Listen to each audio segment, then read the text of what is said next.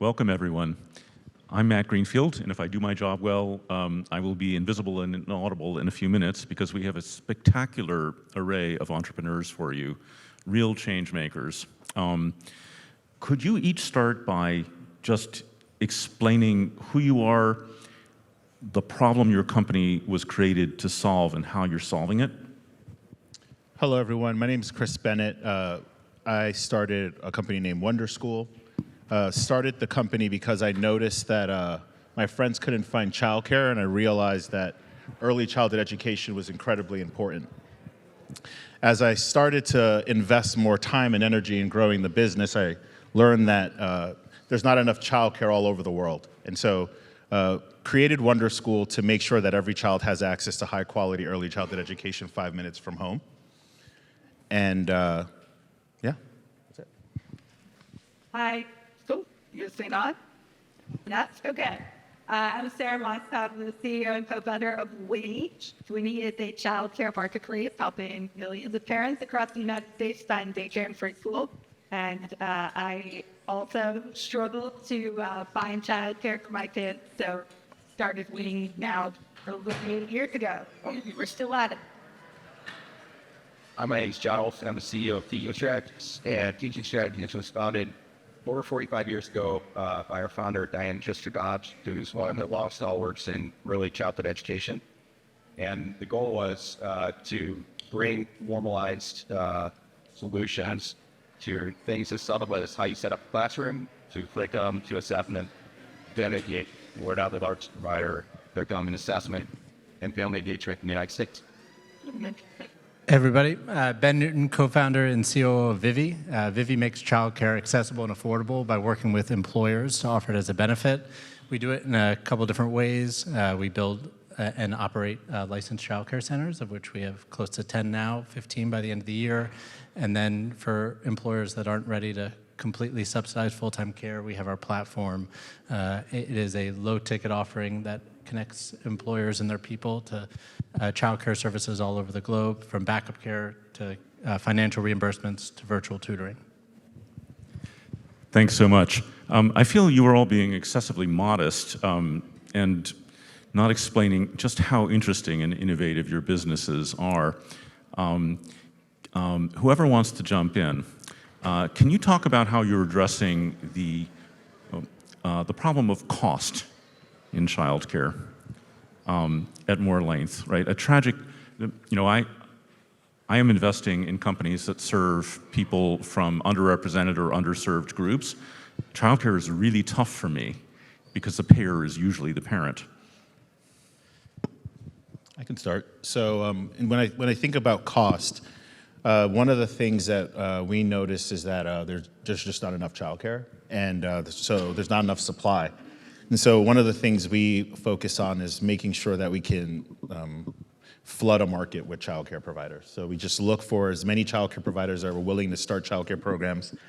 The way we go to market today is we partner with states and local governments, and state and local governments will subsidize the creation of these programs or just pay for it fully. So we do these partnerships, and then we go and recruit people to start childcare programs, and then we help them get their programs up and running. One of the things we find is with home-based childcare, the providers can often make more money if they start their own program instead of working at a program, and they can actually charge parents less than a parent would have to pay if they were to go to a center-based program.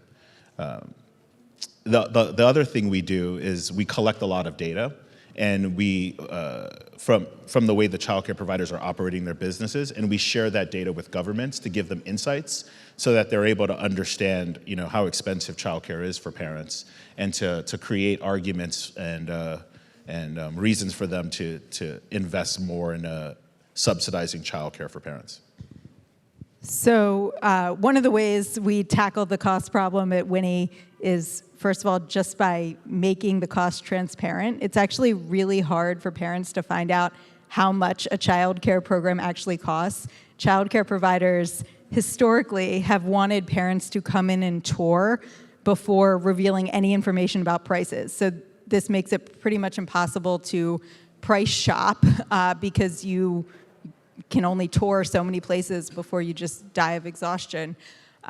So we make the prices really transparent. We make it possible to see, what home daycares might exist a block away from the big center that may charge, more or less. And so you can actually find the options that may be right for you, including, free or subsidized options, which are increasingly, thanks to, a lot of the great work that Chris and Wonderschool are doing and states are doing, like there are increasing subsidized options for families.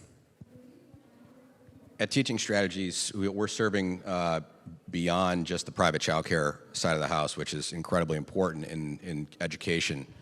And we're serving the Head Start community as well as school districts who do this as well. So universal pre-K is something that we enable. So the cost equation, it really starts to flip in a different way when you think about the fact that you actually have government really trying to solve this problem directly and take the parents out of the middle of trying to afford these programs, which can be expensive. Not all of them, but can be expensive.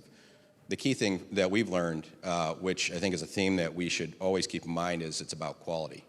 A big part of where we got our start, the last session talked about assessment, but the key thing that has really driven assessment for a long time has been it's one of the few ways that you can effectively and consistently measure quality across programs. And so as we go forward, we think that's very critical because it's not just the cost of the program up front, it's the social cost down the line if you don't offer high quality early childhood education programs. Yeah, at Vivvi, one of the things I had advantage of in going and starting the company was I've been around building schools pretty much my entire career, and we don't necessarily acknowledge it, but a big aspect that's driving the cost crisis for families is the fact that schools, for the most part, are designed for a time that didn't exist anymore, especially early childhood programs, where some of the highest performing programs are open 3 or 6 hours a day, 160 days a year. So if parents, of which more and more households are dual income, if they want to cobble together just a week of care, they need to pay for the preschool, pay for the nanny, pay for the summer camp. And the fact is you can go to pretty much any major market and you can have 2 very successful professionals by any measure can't afford to basically live in the city where they're in. We shouldn't necessarily feel bad for the highest earners, but that's the reality of how bad this problem has become. So then you look at what are ways that you can control costs. One is you can add tremendous value by building full-time childcare programs that are open 50 to 60 hours a week, where you can really control the cost of real estate, the cost of staffing, because we haven't figured out yet a way for AI to watch babies, and you look at the costs of running these schools, it's really kind of 2 major costs. You have real estate and you have people, and that's 75 to 90% of your costs in running a center. And so really it's a question of, when you make it affordable, it's really a question of who pays for it. And from our perspective, the employer can be incredibly valuable here, because still today, 50% of women drop out of the workforce after having their first kid. The average parent misses 25 days a year because of childcare breakdowns.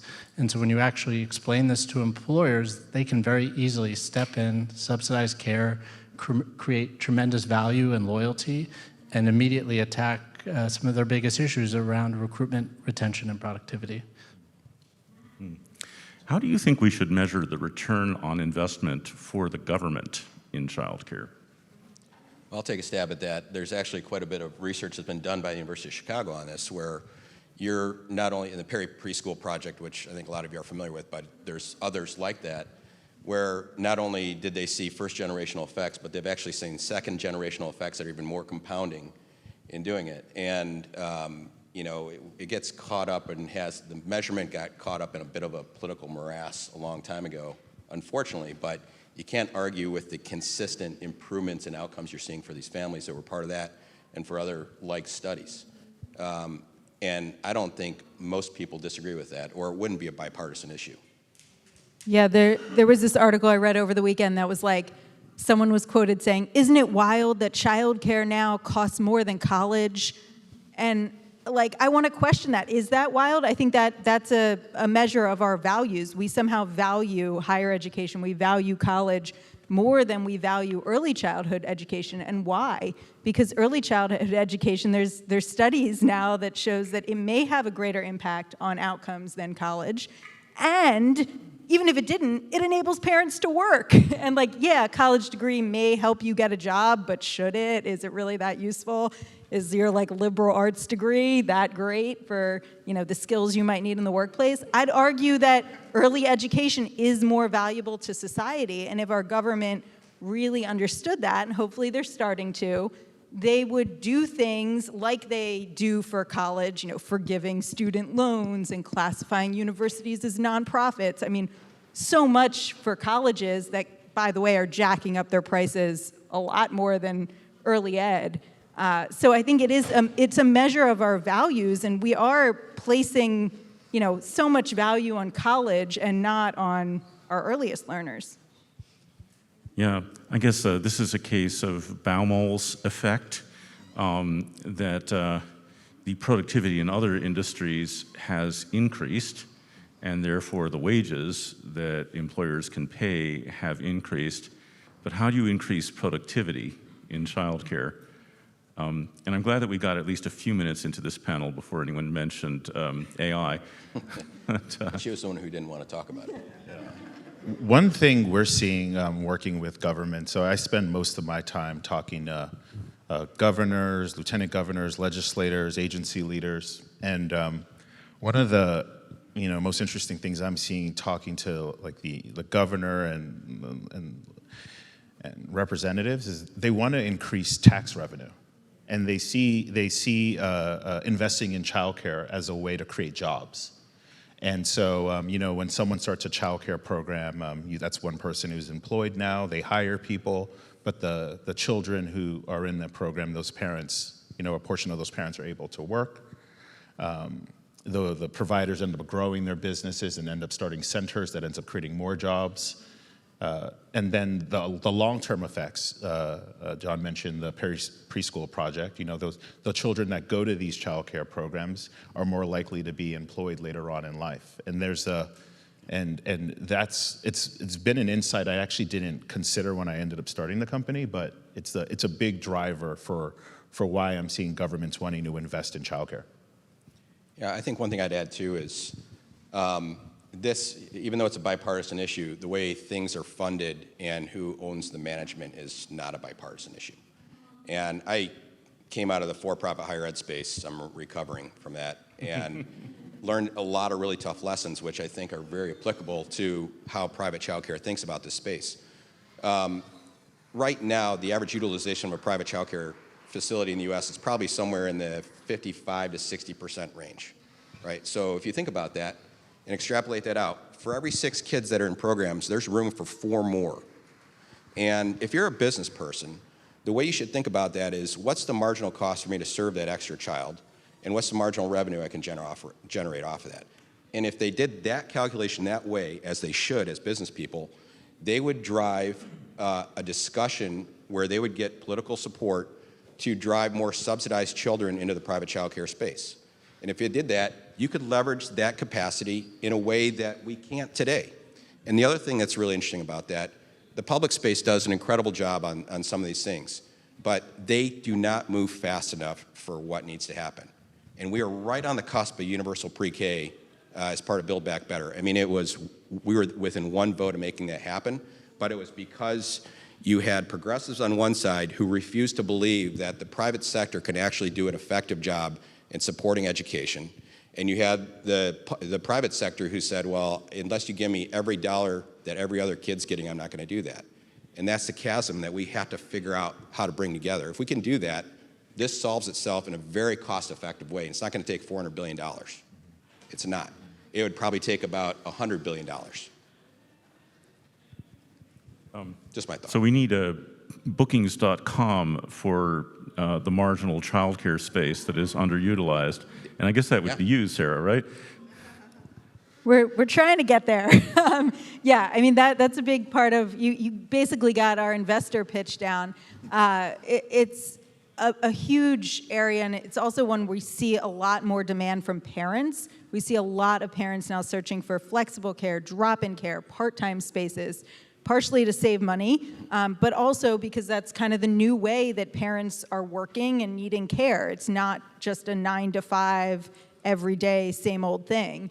And so the more that and a big part of the work we do is helping childcare centers understand that and offer those services to kind of make those matches. Home daycares are particularly good at kind of being flexible about their services. Centers are generally less good, but some are getting there. So Vivvi's a great example. So I think that's also a big part of the equation. Okay, let's talk about quality. Talk about the quality problems out there. Fundamentally, we want to animate and build schools where teachers are CEOs of their classrooms.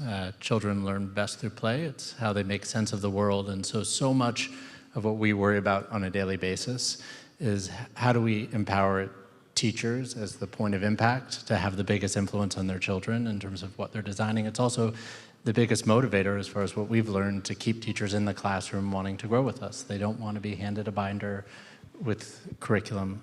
One of the biggest challenges, though, is that as an administrator, we're constantly, and there's, it's a good point of conversation for us to have, but there's constantly a misalignment between the things that, administrators like to measure and think that they have control over versus, the impact that a teacher can have in the classroom. And so we're really interested at Vivvi of really making sure that we're trying to reduce as much of our administrative oversight over classrooms as possible and just working directly with teachers to empower them to listen to the interests of their children and how they make sense of what's going on around them. Yeah, one thing I'd add to that too, because we spent a lot of time trying to think about how to effectively represent quality in these programs for what we do. And one of the great advantages that early childhood has is almost every state has a QRIS. And so the quality management is already happening that basically allows them to evaluate whether you have quality in programs. And that's, by the way, back to for-profit higher ed. That did not exist in any kind of effective way, and that's why that sector died, and rightly so. But here we have it. And so we're in a position where it's not just about quality. The quality mechanisms for measuring exist.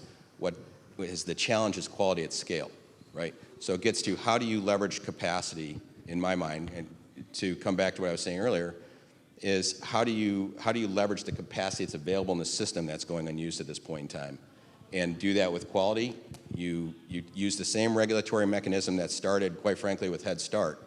You put the incentives in place that Head Start have, apply that across the board, and you give folks who are serving, regardless of how they're being funded, the incentives to do the best possible job for every child and do it in a way that demonstrates quality. If you do that, you're going to get a better outcome and you're going to serve more children. I would actually, made me think of something, Matt, you actually said earlier. I don't think we should also overlook the importance that we have in positively impacting families. Prior to starting Vivvi, I'd never worked in an infant program. Infants scared me. I'd yet to become a dad. So much that you can't control about what happens in an infant classroom. One of the most rewarding aspects of what we've been able to experience at Vivvi is that time difference between when a family comes to us when their child is 6 weeks to 3 months old, and then fast forward to 6 weeks, 2 months later, and families feel like they've gotten their lives back, that they're in control of their careers, their future. And so there really is an opportunity within the space to focus obviously on children, on teachers, but also not forget the important impact that we can have on families. We've done a study internally, and this is what made me think about it, Matt, where many of all the families that we surveyed, 300 families that work with our employer partners, 9 out of 10 of them would take a pay cut to work at a company that had positive family benefits. And that's because families today spend so much time worrying about their children because they have to get through work weeks than our parents did about us. Probably explains a lot of the therapy I'm in, but that's not, it's neither, we won't talk about that here, so. I think one other thing I'd say on that too is, for us, for all of us, it comes back to the teacher to a large extent. And one of the things that we've seen in the teacher surveys that we do annually is we constantly ask the question, if you were offered more professional development or a pathway to a credential that allowed you to progress, would you be more likely to stay where you are? And the answer is yes. Everyone always thinks that it's all about the dollar, but it's really not for a lot of these people. We should pay people more. Don't get me wrong, that is absolutely got to happen. But when you look at the survey data, if you really want to see how you could move retention, you need to invest in those people through, it's not just professional development one day a year, high five and off you go into the classroom. It's like in an ongoing scaffolded way so they feel like they're continuing to progress as a professional. And that's an opportunity that exists out there, but when funding gets choppy, that often is something that is the first thing to go, unfortunately. So that is a key thing because that creates stability in the workforce. You create a workforce that is progressing as professionals. They stay in the profession and they're less likely to change facilities. When that happens, that also helps quality. Yeah, so at Wonderschool, the way we think about quality is, one, how do we make sure that when a childcare provider is starting their program or getting onboarded to the platform that they get the right level of education to be able to support running the program? The other thing we think a lot about is collecting as much data as possible, both from parents and eventually from the provider on how the child is doing in the program. Right now, we're not doing a lot of that, but it's something we want to invest in pretty significantly. And then we want to share that data back with parents when they're picking childcare programs to create some sort of incentives to help parents, to help providers understand that there's more transparency in the system. So parents can self-select the type of provider they want to work with or the type of school they want to work with. Along with that, what we're seeing is that policymakers are dying for data, and a lot of data is sitting in filing cabinets, sitting in paper that it oftentimes is not able to be parsed or be able to be used to make decisions. So another thing we spend a lot of time thinking about is how do we capture that data into our database and then make it really easy for policymakers to get visibility in what's happening in classrooms to best support childcare providers that we find want to do it the right way, that want to be high quality, but are looking for support to do it. I imagine everyone in the room has some sense of how much people make working in childcare, but Chris and Ben, can you talk about your companies and how much people who work with you make versus industry or regional norms? I think John actually hit on something that we've really tried to structure at Vivvi. The reality is we run programs that are open 60 hours a week. We do our best to staff each one of our classrooms with 3.5 teachers, half a teacher split between classrooms throughout the day. So in a school of 8 classrooms, we have close to we have, call it 30 teachers, 30 adults that are managing that school throughout the week. We do our best to, we pay probably about 50% above what's the industry average because it's important to us to animate a program. But the piece that we really work hard on is that we understand there are certain limitations on that because we have to pay the rent and keep the lights on. So we focus incredibly intentionally on how we promote and grow teachers. What we found is that the majority of teachers, if they want to pursue their career journey, because 90% of the market is mom and pop shops, they have to bounce from school to school because the head teacher that's in front of them has been there for 15 years. Because we're a growing organization that shares operational priorities and pedagogy, we work really hard to put our educators that want to be on career pathways in that position where they can grow and develop with us. We do some other things, like all of our teachers are owners, but the task of compensating teachers well, it's a never-ending piece and something why we really need employers to step in because they're a big part of helping to pay for it. Yeah, we more recently added helping centers not just fill their open spaces, but hire staff, and that kind of came from our customers and their needs. One of the things we decided early on in our jobs marketplace was we were going to require any job positions to list a salary range. And I have been pretty shocked by the data. Like, most of these jobs pay minimum wage. Like, whatever the minimum wage is for that city, that is what they pay for the kind of assistant teacher role. And the full-time role that's not an assistant is very little more. So it's really been eye-opening and pretty sad. I'm excited as we have more providers at different kind of like levels, like Vivvi, where we can start to show like actually there are really good jobs in this industry and you can stay in this industry and progress. I think it's important to have childcare centers at all different price points so we can have, jobs at different price points too. But I think the transparency is really key to start, and then, letting these jobs actually compete and see like, oh, if you actually want people to apply for your position, you got to pay more than this other one, and hopefully we can start to grow things just through the transparency. Yeah, I went to Wharton for undergrad, and afterwards I worked in private equity and learned a lot about valuing properties and valuing businesses, and it was a big reason why I entered childcare, because it just seemed like a very undervalued market. And I ran the numbers in a number of these programs, and I found that if you work at a childcare program, you can earn about 13 to 20 bucks an hour. If you start your own childcare program, on average, you can earn 3 times as much. Our most successful provider brings in $2 million a year and takes home $800K, and has been able to grow from a home-based program into a center.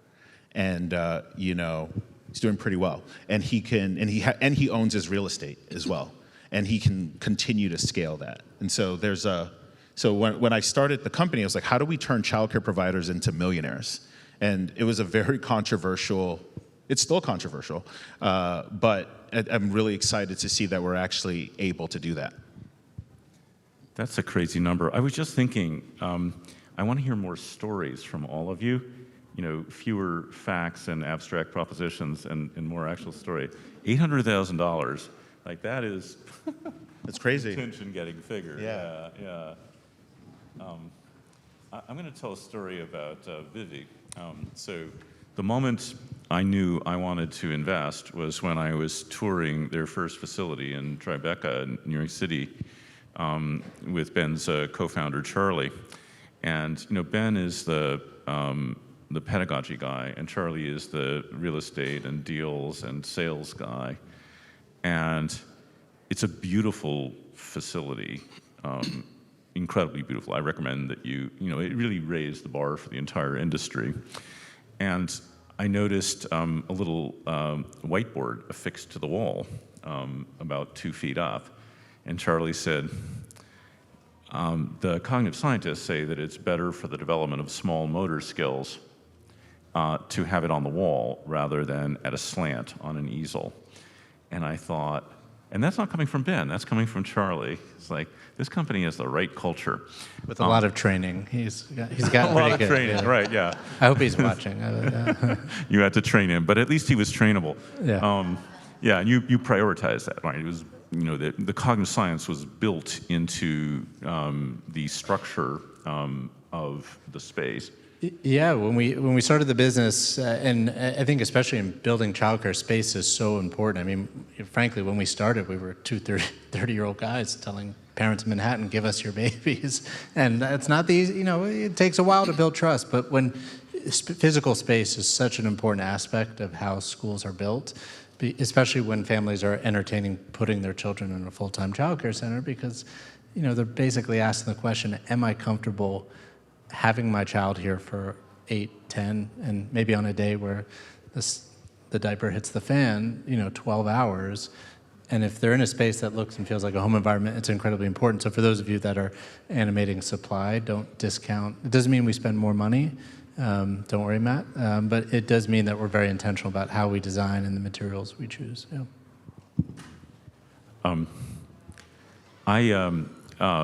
When my kids were younger, went to a Montessori school and asked, so there's been a lot of interesting recent cognitive science.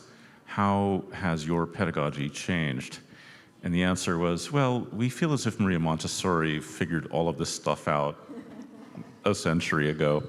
Can you just say, is anyone motivated to say a little bit more about cognitive science and recent developments and how those might be incorporated into childcare? Well, I'll start with some basics. I think just basic beliefs that I think we generally all have is a whole child. Well, there is a little bit of a question as to whether the right approach to developing children is to do more of a subject-specific approach because it's a little bit easier to measure outcomes, or whether it should be a whole child approach. I can't imagine not trying to develop every aspect of a child so they can be ready for success in life. So I'm kind of a whole child person. And you know, the play-based aspect of it is actually incredibly important, so that these children can thrive and can demonstrate what they can do. You know, those are the basics I think are really not controversial for most people.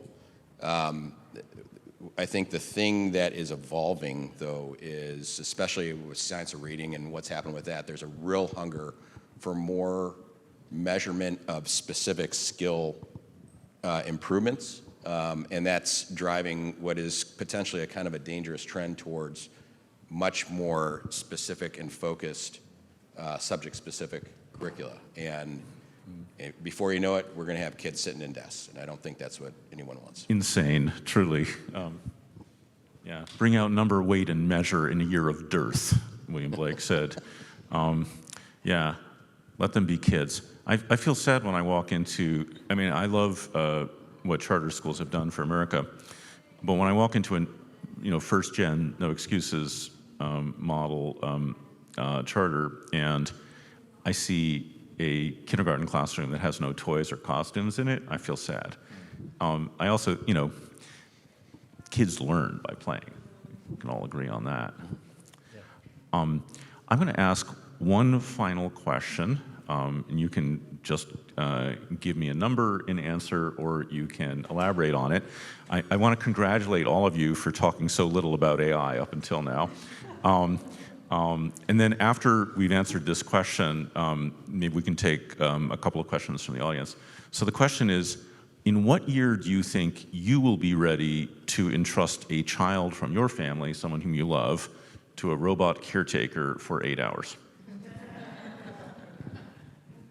Never. And if you're in the audience working on a robot that's going to take care of babies, stop what you're doing immediately.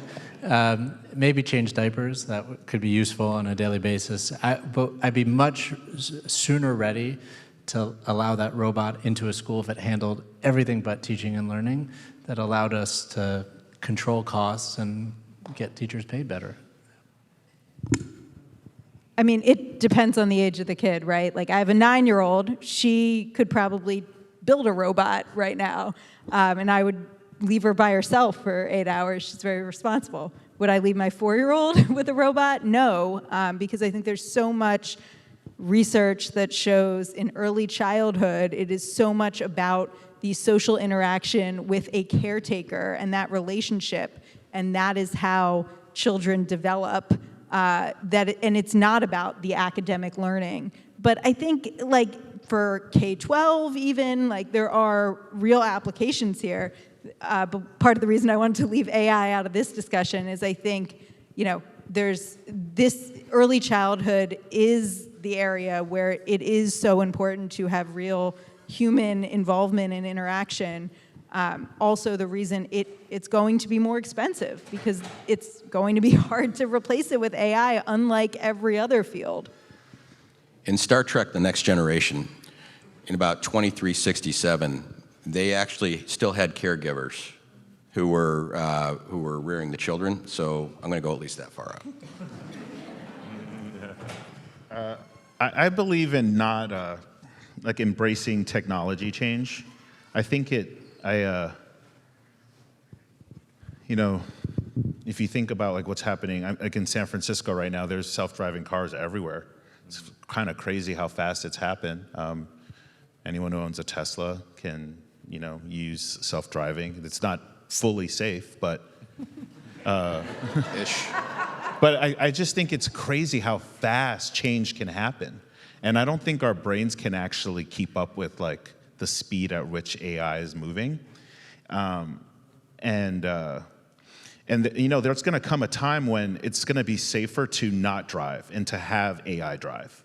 So if there comes a time when this is controversial, I don't know, but like there might come a time when it might be better to have an AI robot take care of a child than a child care provider, compared to the options a parent has.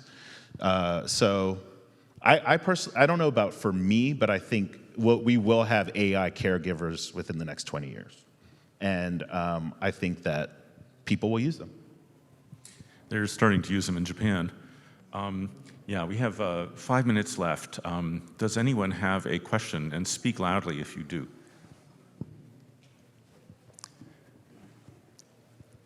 Yeah, there's obviously been a lot of conversation over the past several years about federal investment in childcare and a lot of debate that go to providers, that go to families, that go to businesses. I'm just curious from y'all's purview, if the federal government was going to make a massive investment, what would be the most effective way to do it? I'll take a shot at that. I go back to what I said earlier, where if you look at the unutilized capacity that exists in the private childcare sector right now, you could almost double the number of people that are served in the private childcare sector. And so if government was in a situation where they could figure out how to more effectively subsidize more children into those programs, you could immediately serve many more children and figure out a way to do it cost effectively. It's a political issue, unfortunately. Operationally, it's a pretty straightforward solution. And anyone know what the person next to you paid on for their flight on the airplane? No, because pricing is so all over the map at this point in time, and surge pricing is such a thing that the opportunity exists to really figure out how to optimize against capacity. It's an operations management problem that if we could get policymakers to sit still long enough, we could probably lay out a model that would make it pretty cost effectively to serve it. But what's probably going to happen is the government's going to push money to the states are going to push it to the public side, and we're going to have to wait 3 years for them to get a mill passed, to get the bond, to go build the building, and at the same time as the population's coming down. So to me, if we had a sense of urgency about it, we could get a few rational people having a rational conversation in a room and set politics aside. That's how you would solve it. And it wouldn't cost $400 billion.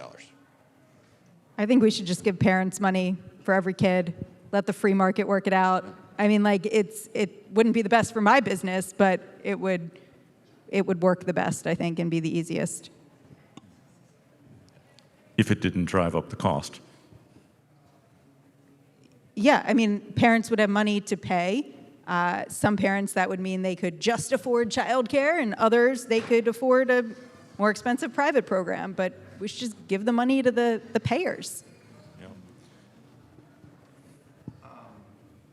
There's the public funding aspect of this. Oh, thank you. There's a public funding aspect of childcare, and then there's also a gap, from my understanding, in terms of private funding, access to capital, access to just standard bank loans for childcare providers. And from my understanding, it's a very mom and pop industry with mostly very small providers. What do you think, what sticks out to you as, like, what's causing that? What solutions, if any, are there to that private funding gap as well as the public funding gap? I think it's a really good question, because policymakers could actually probably just introduce a lot more supply into the market in markets where, like New York City, where you're only allowed to build infant care in retail spaces. As a result of that, retail, which is the most expensive space, it's the hardest place to build new centers, and that's why you see so many of the new centers are big for-profit chains, because the only ones that can take the lease, do the construction. Even if you just, ironically, the least expensive space in the building is the second floor, and just, making that one little change could actually animate a lot of change in the supply, because of what's effectively happened over the last 50, 60 years. It used to be that you could start a childcare in a church basement, but the way the regulation has come in, and it's important around fire safety and egress and stuff like that, it's really stopped a lot of entrepreneurial educators from being able to just enter it, because the startup costs are just way too expensive. Yeah, what we see is a lot of childcare providers are just, they don't have any money. There's no sort of collateral. There's no parent to lend them money. There's no trust fund. There's nothing that would make a bank feel comfortable, or someone who would be giving them a loan, give them a loan. So you'd need to figure out a different way to assess the creditworthiness of someone, or or you need a creative way to create to fund those folks. And Your data. exactly. And then I want to answer the question around the money. I do. Yeah, go for it. We got to stop. Thank you. We were just, yeah, obviously, there's a lot more to say. Thank you all so much for coming. Don't let them use robots before they're ready. Exactly. Charger. Exactly.